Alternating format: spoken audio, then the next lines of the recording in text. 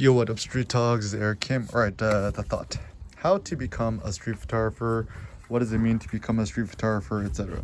So, first and foremost, real street togs wear Vibram 5-finger shoes and even get holes in them. All right, so first and foremost, what is street photography and why does it matter? So, my personal thought is street photography is just a technique or an approach to photographing beautiful life all around you.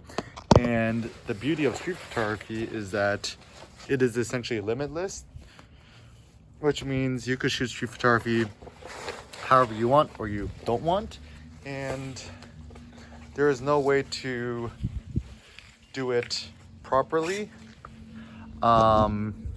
So essentially, for me to Cindy will love this, decolonialize street photography, because we're still stuck in the constipated Henri Cartier-Bresson Parisian European notion of success in photography, right? Like you go to the gallery, right? Gallery. You want to have a solo exhibition. You want to exhibit your photos. You gotta have a printed book, right? It's all about the book. Honestly, most books are overrated. Most books are bad. I don't know the last time I read a good book. Jeff Bezos' Invent and Wander is a great collection of his shareholder writings. That's probably the best thing I've read recently. And in street photography, the big problem with street photography is essentially it's patrolled by a bunch of these kind of anemic or kind of skinny fat losers who try to superimpose their definition on street photography on us, us curious folks. And then it's quite unfortunate because a lot of people who are tenderfeet, just new to street photography, you go on the internet and then instantly they're like, I'm enjoying the street photography group and upload some of my photos, and people are like, that's not street photography, I am street photography. So everybody has a hidden motive to promote their own definition of things. My thought is almost anything is street photography. What's more important is do you care about the photo or not? The focus is too much is it a good street photographer or not? Does it matter? I don't think so. I mean, good, when people say good, do they mean morally good? Or do they mean to say has high artistic value? But then again, who is the one dictating the value? It's these, once again, these photography curators who themselves don't even shoot photos. And then this is actually a big thing I want to fight back against. If a photo curator, him or herself, does not shoot photos, their opinion on photography is quite baseless. Why? Because it's I'll give you an example. Imagine if there's a dude at the gym who could deadlift or squat 7 plates, right? No belt, no knee reps, no wrist reps, just chalk and a lot of grunting, right? Should there be some sort of skinny fat loser guy hunched over his laptop critiquing his form? No, that's silly, right? Oh, and also the guy who critiques his form has never even touched a barbell in his or her life, right? No, probably not. It's kind of imagine if you watched all the porn on the internet and then you became the ultimate connoisseur of proper ways to be sexy, I guess, and then assume the guy's a virgin, right? And then he's commenting on other people's how they do the coitus, would make no sense, right? So typically when it comes to photography, you're starting off, right? You're capitalism, you kind of want to find out whether the photos are good or not, or if they're worthy or have high value or not. And once again, the problem is the only people whose opinion really matters is actually your own, but we still lack the vocabulary, or we lack the visual grammar, we lack the experience to know what's good or bad. So typically, You know, I even remember myself in the early days. Hey, Jimmy! Is trying to... I remember in the early days trying to figure out like how to make better compositions, how to make better street photo, how do I improve? There's always this focus on like how do I improve? And this is where, you know, doing some research and stuff was quite useful. But then again, what does it mean to improve? I mean, a practical thought is, I think in street photography, the more courageous you become, that's a big improvement. The less inhibited you are when you're making photos matters. And also, like, I think the best way to approach street photography is just, you know, upload photos to your own website and blog. And let us assume you disable comments and page views or whatever, then, like, does the feedback or the commentary of other people really matter? I mean, one simple thing is just upload your photos to arsbeta.com, arsbeta.com. Ars like Latin for art, or like the Brits like to say, think of it as the butt. Ars. Beta, like beta testing, because your artwork is always in beta. And I created this double-blind platform to essentially give people honest feedback and critique on their photos that was based around this constructive critique culture rather than this, like, you know, toxic, just trying to tear other people down kind of methodology, which happens a lot on traditional social media. Even looks like nowadays, a thought is,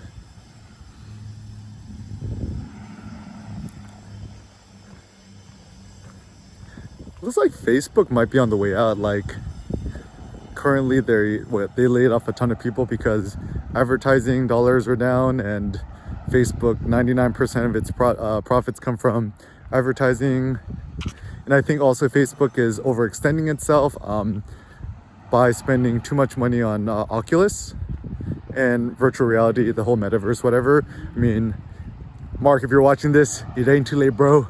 Just pull out of Oculus. Don't worry about the blue balls. Just pull out.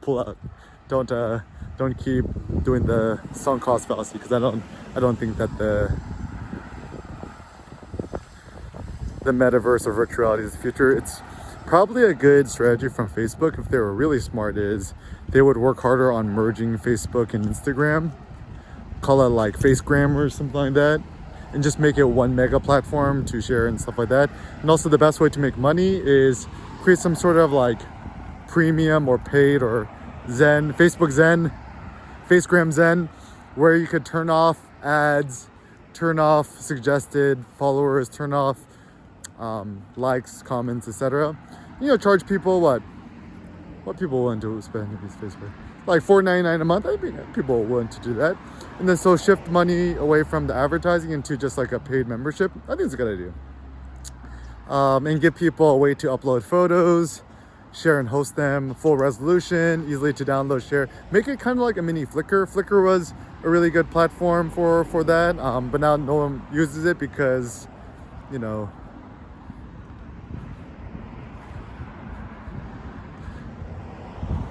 Instagram got more popular. Kevin Systrom, one of the founders of Instagram, is probably hitting himself in the back of the head for selling Instagram. I think this is also one thing I've realized is all these people who end up selling their companies to other companies, they just massively end up regretting it. You know, like, also, like, even with the Oculus platform, right? There was this kind of initial utopian vision on making it like an actual productive tool for humanity, but now it's just become another entertainment device. Too focused on video games, not enough focus on extending the human soul and potential, I suppose, right? But anyways, so in street photography, like, I randomly saw like this book at Barnes & Noble. It's like 12 hours a day walking or something. It's like, dude, I mean, I didn't read the book, right? But like, imagine if you walked 12 hours a day and you would just keep your Ricoh GR3X in your front pocket and you would just only shoot anything which you find personally interesting. I think it'd be a great idea because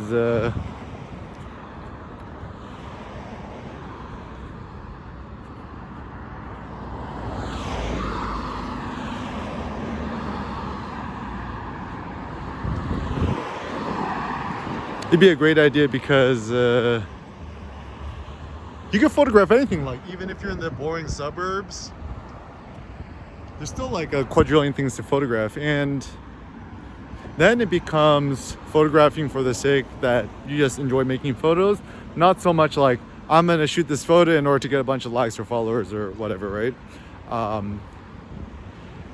Another thought I have actually for Google/YouTube is a lot of people just want to host or share their photos somewhere. Maybe YouTube should create its own like little mini photo social media thing where people could just share photos more easily.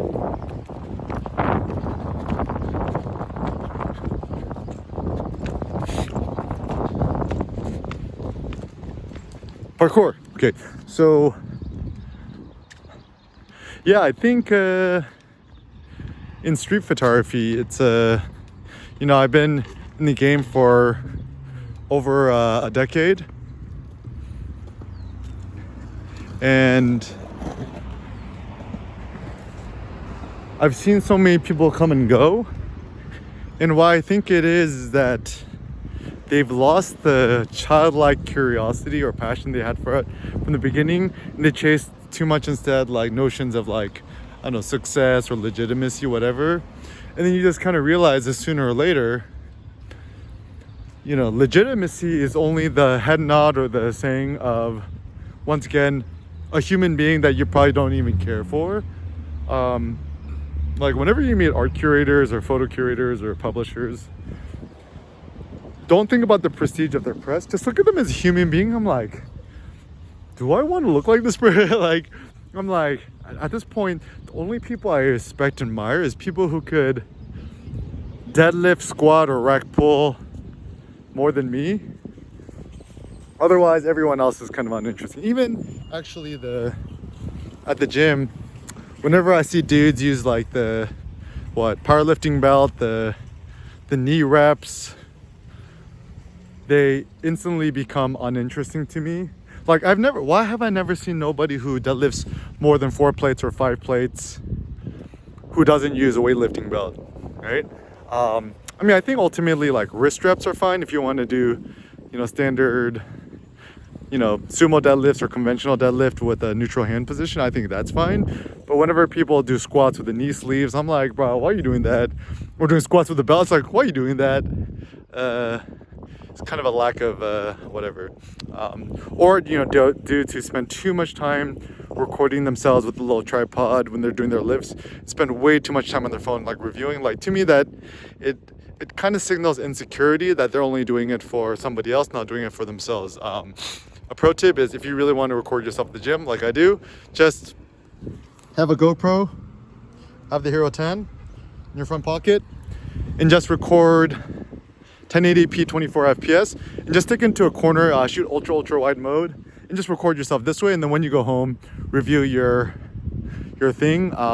It's been beneficial for me insofar much as when I review my lifts, sometimes I actually felt like a little bit like disappointed that I couldn't get the barbell up super high or whatever.